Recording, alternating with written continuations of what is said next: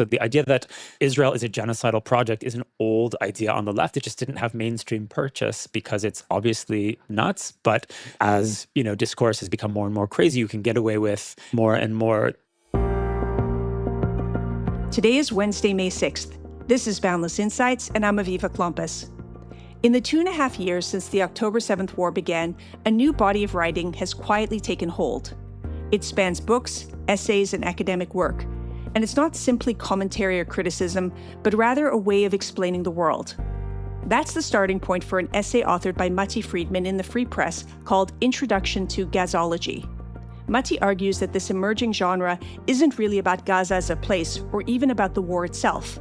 Instead, Gaza becomes a kind of symbolic framework through which Westerners interpret global politics, morality, and identity. And at the center of that framework, he argues, is something familiar, an accusation of Jewish wrongdoing.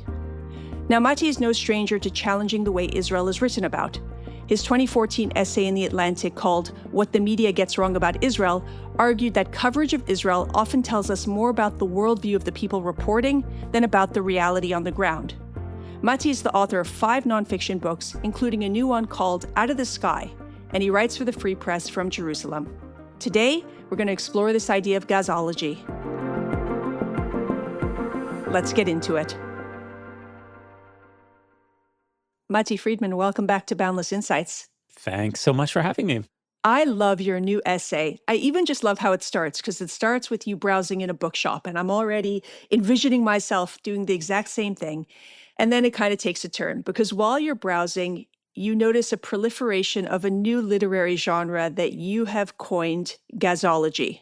First of all, did I pronounce it right? It's a word that I made up, basically, so I think you can pronounce it however you want. So what is Gazology? Gazology is a name that I invented to refer to a new literary genre that is ballooning at quite a fast pace. I was in a bookstore a couple months ago in Washington, D.C. I just love going into independent bookstores when I'm traveling in North America. I miss it. I live in Israel. I don't have much access to it. And I check out the Middle East section and, basically know more or less what I'm going to find. And on this visit, I saw that the number of books with the word Gaza in the title, or books dedicated to the evil of Israel, and the books that kind of use Palestine and Israel as characters in a morality play, the number of these books had just gone through the roof, and it took up almost an entire shelf in this bookstore. And I had the opportunity to go into a few more bookstores during that same visit, and I saw that the same thing was happening. And in some of these bookstores were prominently displayed. The titles are new. There are many more coming in the next year, and I realized that we're looking at the birth of a new genre that needs to be understood. So I sat down and read 5 titles that are representative of different trends in the genre. And I came up with the name Gazology just because I felt like it needed a name. And I explain in the piece that I'm not referring to coverage of Gaza. So that's an important distinction. I'm not talking about reporters in Gaza covering the human tragedy of Gaza in the last 2.5 years. This is a very different literary genre with different goals. And most of the people producing it are not in or even near Gaza or Israel. And what are the core assumptions that define this new genre? There are a few. One is that the war in Gaza is not a response to the attack of October 7th. In most of these books, the attacks of October 7th are seen as either unimportant or justified. And the war is a result of Israeli malevolence, basically. So there's an attempt to downplay what happened on October 7th and thus downplay the need for an Israeli response. Another assumption is that you do not need to be in Gaza or ever have been in Gaza or in Israel in order to write about it. You don't need any linguistic expertise. You don't need military expertise. It's enough to be watching this online from London or New York in order to write an entire book about it. So that's one of the underlying assumptions, that reality as seen on the internet is in fact reality, which is an assumption so basic that no one even thinks to explain it or defend it in these books. It's just taken for granted. And lastly, the idea of these books is that Gaza is a window onto the dark workings of the world. So if you want to understand evil in the world, you can look at it through Gaza. For example, one of the titles that I discuss in the essay is called The Destruction of Palestine is the Destruction of the Earth. And it argues that Israel is an evil related to fossil fuels and the destruction of the climate.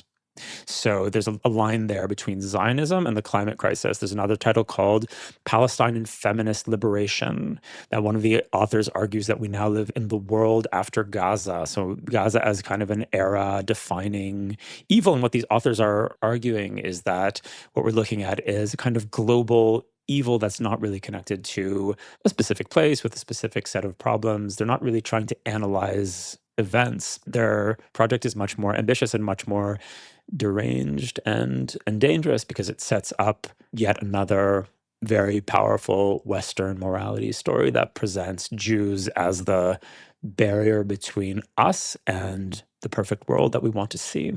In my mind, you are the guru of explaining what the media gets wrong about Israel. So I'm reminded of your 2014 landmark essay in The Atlantic. And I guess I'm trying to understand, what's the difference? Is this Gazology something entirely new? Is it just another way of being able to be critical of Israel?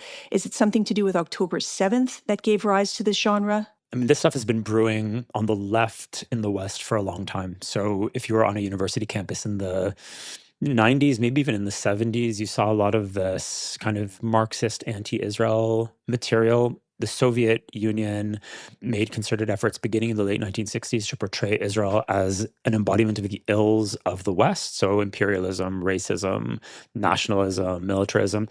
The words apartheid and genocide were being thrown around fairly early by kind of people in the Soviet or Marxist orbit. So it kind of percolates on university campuses.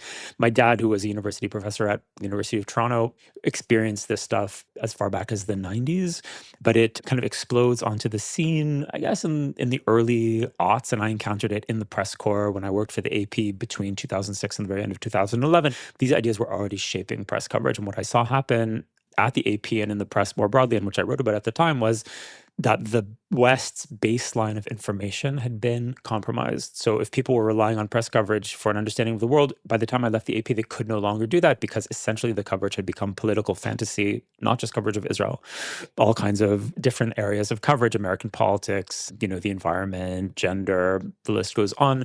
The story was being dictated not by curiosity, not by expertise, but by ideology. So once the press had been taken over, along with a big part of the academy and along with the human rights organizations and along with, big and important arms of the United Nations, which is essentially the storytelling apparatus of the West. Once that had happened, then I think it was a matter of time before we saw this really poisonous ideology become mainstream. So October 7th, we might have expected October 7th to generate sympathy for Israel's dilemma in the Middle East, but it does quite the opposite. It ends up being essentially the green light for the surge of this ideology into the Western mainstream. And now we're seeing mainstream publishers publish these books, which are to a very large extent conspiracy theories about Jewish evil in the world. So it is related to October 7th, in that October 7th legitimized this discourse in the heart of the West. So this stuff would not have been the kind of thing that you'd see published by a mainstream publisher. It wouldn't have been all over a regular bookstore. It wouldn't have been in the heart of the coverage of the New York Times or of the BBC 10 years ago, but now it is. So it's yet another symptom, I think, of this creep of really kind of hard left ideologies into the heart of the Western mainstream as the idea of the Western mainstream kind of collapses. So it's not just the left that has kind of lost it, it's also the right. And the idea that there is a mainstream discourse where most of us are going to meet and make decisions, that idea itself has collapsed in large part because of these trends. So Israel is in some ways a symptom of something much broader that's going on, which is the descent of much of the liberal West into a kind of insanity. Your previous work, looking at the media, gave us a window into how the Middle East is being viewed. And now what we're seeing is a window into how the entire West is being seen. And so really it's a broadening of the perspective. So what is it that these writers in this new genre are trying to convince us about the West? I think these are all writers who have a very deep critique of what we call the West. I mean, it's, I guess, a bit tricky to know exactly what we mean by that. But this is a part of a package of criticisms coming from the left of Western countries as white supremacist enterprises, a critique of capitalism, a kind of valorization of the third world and of third world violence. I mean, this stuff has been around for quite a while. I mean, people were wearing Che T-shirts, decades ago, and there's always been this idea of kind of terrorist chic. We all had that one kid in high school that always wore the shirt. Exactly. Some of us were the kid. I was not. Oh, I was going to say, we were about to get a hot take. I guess not. It wouldn't have, blown my mind to have seen a shirt expressing, some kind of admiration for terrorism. And, the PLO is in fashion in certain parts of the West. And there's that great Tom Wolfe essay called Radical Chic, which is really, in a weird way that many of us don't remember, about Israel. It's an essay about something that happens at a meeting in New York between kind of upwardly mobile, super progressive Jews and the Black Panthers.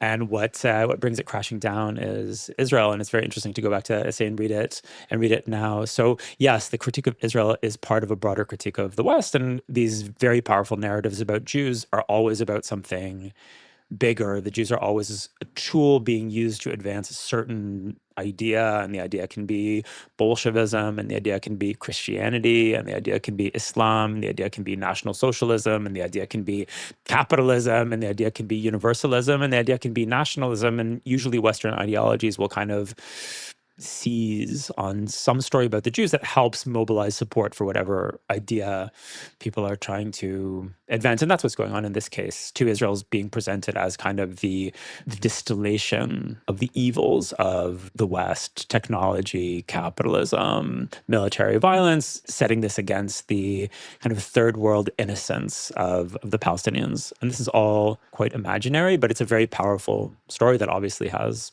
an audience.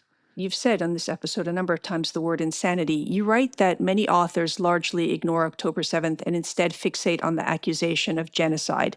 And then that justifies the violence that's being perpetrated against Israelis. And there is a sort of insanity because they're essentially arguing Israel launched a war on Palestinians for no reason. They committed a genocide, and that therefore justifies the violence of October 7th, which they won't really acknowledge as having been the catalyzing event in the first place. So why is the word genocide becomes so central in the narrative and the rhetoric that's dominating conversation around Israel? I think that people who are opposed to Israel had a real problem after October 7th, which is that something undeniably horrific happened on October 7th. And the people who perpetrated it were very proud of it, and they filmed it and they live streamed it. And they were very happy to show what they did on October 7th. And that was at least momentarily uncomfortable for some of the people who see themselves as being on the Palestinian side. And the way to flip that very quickly so that people don't get too sympathetic to Israel, or to avoid legitimizing the Israeli response that everyone understood was coming, the narrative needed to be flipped very quickly back to Israeli evil. So the first articles about genocide start coming out within weeks of October 7th, before the Israeli military response had even really started. Because it was 3 weeks until the IDF launched its ground invasion. Right. The genocide charge was already being floated, but the genocide charge against Israel can be found coming from Soviet representatives as far back as the 1970s. So the idea that Israel is a genocidal project is an old idea on the left. It just didn't have mainstream purchase because it's obviously nuts. But as, discourse has become more and more crazy, you can get away with more and more. The reasoning behind the genocide charge now and in the 1970s is that people in the West need some way of neutralizing the Holocaust, because Israel is understood by most people as being a response to what happened to Jews in Europe. So if 6 million Jews are killed in Europe, then it makes sense to have one place on earth where Jews can actually defend themselves. That makes a lot of sense. Of course, it is actually logical. But if you can claim that Israelis are as bad as the Nazis, then you can kind of turn against this state. So there's a concerted attempt to do this, and it's been going on for decades, and it just hasn't stuck because most people in the West have been more or less reality-based in their analysis, and that has eroded. So after October 7th, there's this really kind of organized push to get the word genocide into the discourse, and it works. It works because the institutions of the press, which are essentially the eyes of the West on the world, these organizations have been taken over by left-wing activists, which is what I saw happen at the AP. So if you're a radical academic pushing this genocide idea, then you submit an op-ed to the New York Times. 10 years ago, they wouldn't have taken it. But if you submit it now, the people deciding what articles to publish are people who think like you. And they can cite, activists from Amnesty International, which 20 or 30 years ago was a legitimate organization, and today is yet another megaphone for the hard left. So there's kind of a bubble or an echo chamber of like-minded people who are driving this terminology into the mainstream, even though it's an obvious falsehood. I mean, even by Hamas's count, the population of Gaza is slightly larger now than it was at the beginning of the war. And it's not to deny the terrible suffering of the people of Gaza. And many of them are displaced. Most of them are displaced. And it's an awful situation for them. So I'm not saying it's not, but the population of Gaza is alive. So clearly there was no genocide. But the definitions of genocide have been kind of stretched and changed and warped in order to accommodate this story, which is an incredibly powerful story, which does something very useful. It allows the West to turn against Israel, which is inconvenient for many people. And it also, in a very deep way, it allows people to go back to pre-Holocaust thought patterns. What does that mean? The thought patterns that lead to the Holocaust are these patterns that say the Jews are emblematic of... Oh, the dehumanization of Jews as a people. Right. I mean, this was just standard stuff. I mean, even in America into the 1930s, that Jews are kind of avatars of evil. And, there are different ways of discussing it. Some people think that they're communists. Some people think that they're bankers. Some people think that they're, swarthy foreigners. Now they're white supremacists. It's whatever you need. But this was the standard. And of course, Jewish blood was very cheap. Jews were people who you were allowed to harm. You were allowed to attack them. You were allowed to, kick them out. This is just standard stuff until the 1930s. And essentially, we've experienced an anomaly since 1948 where people have been forced to get used to different realities. It allows us to slip back into pre-Holocaust patterns, essentially by arguing that those patterns were justified. Because if the Jews have committed genocide, if they've committed the ultimate evil, then essentially what people said about them before the Holocaust was right. So the story is an incredibly powerful story. It's doing something very useful. Of course, it's something very dangerous. And that, I think, explains why so much of the discourse has been about genocide and not about, for example, what radical Islam is, or why those who perpetrated October 7th did what they did, why hundreds of millions of people across the Islamic world support what Hamas did on October 7th, why many, many millions of people in the West support what Hamas did on October 7th, what it means to have growing communities of Muslims in the West, some of whom, not all, I hope, but some of whom definitely support what Hamas did on October 7th. What does that mean for the world? You'd expect discourse to be about that, but that is politically unacceptable to the people who are shaping the coverage. So the spotlight is quickly switched back to the Israelis and how evil they are, which provides a satisfying story, but of course doesn't really help us understand anything that's going on. I think the question that people are constantly asking over these last 2.5 years, at least, is how does this happen to otherwise intelligent and reasonable people? And is it ultimately just about volume? If you're telling enough of this misinformation and disinformation in a media environment that permits it, that doesn't fight back against it, is that how we see the creep from the fringe into the mainstream, into the normalization of the once reputable channels that you described? Part of it is the volume. I mean, as soon as we move from local press to global social media, then the numbers in the Islamic world and the third world, they become significant. So if you need likes on Facebook or Twitter, it used to be, you'd write an article for your local paper, whatever, paper in Cleveland, paper in Oregon, whatever. So you would need to respond to the readers in your locale. But if you're a guy with an account on Twitter, you're now speaking to the entire world. And unfortunately, billions of people in the world have extremely stupid and poisonous ideas about Jews. So just the fact that we're now in kind of a global discourse that works against Jews, who of course a very small number of people. I mean, depending on what numbers you believe, 13 million, 50 million. In any case, there are a lot fewer Jews in the world than residents of Cairo. So we're talking about a very small group of people. That's never going to win the numbers game. But a greater part of it, in my opinion, is that the curators of discourse, journalists, editors, professors, these people are different than they were 20 or 30 years ago. They, would have been 30 or 40 years ago. And these would have been, people who believed in the West, maybe people who came with some kind of Christian faith in their recent background, people who had a memory of the Holocaust, people who kind of believed in Canada or in America or in the UK. And then fast forward 20 or 30 years, the people who occupy these positions are actually quite hostile to the United States and Canada and the UK as they were originally envisioned. And they have a very different, quite radical idea about what the world is supposed to look like. And part of their worldview includes the demonization of Israel as the embodiment of evil in the world. So once the organs of discourse are controlled by people who have those ideas, there's very little we can do about it. And that's why this tsunami has been created. The people who are in the system who could have put the brakes on it, the adults in the room who would have been there 20 years ago when I started to work for the AP, they're no longer there. And that's a big part of the explanation. I was going to ask you if there's a way to reverse the trend, but I think you've just told us not really. I think many of the institutions are lost. So part of the confusion here is that a lot of people are having trouble letting go of the institution. So people still want to believe that, the New York Times is trying to explain what is going on in the world. And people think that if you write enough letters to the editor of the New York Times or of the BBC or the, Washington Post or whatever, like something will change, because if you grew up with the idea that those are the sources of truth, it's very dissonant that the kind of stuff that you're reading in these places, when the truth is there's not much left of these institutions. I mean, just a few years No, they ago. can't compare with Tucker Carlson and Candace, Well, the yeah, I numbers mean, of people that are absorbing what they have to say. certainly. I mean, they're being kind of outflanked by people who are really pumping, crazy chemicals into the intellectual, bloodstream of the West. But even the institutions which you would expect to be serving as islands of sanity for people looking for real information. So, you'd expect the New York Times to say, okay, people are being bombarded with crazy, crazy information on the internet. We will be the island of sanity where people will swim in order to know what's going on.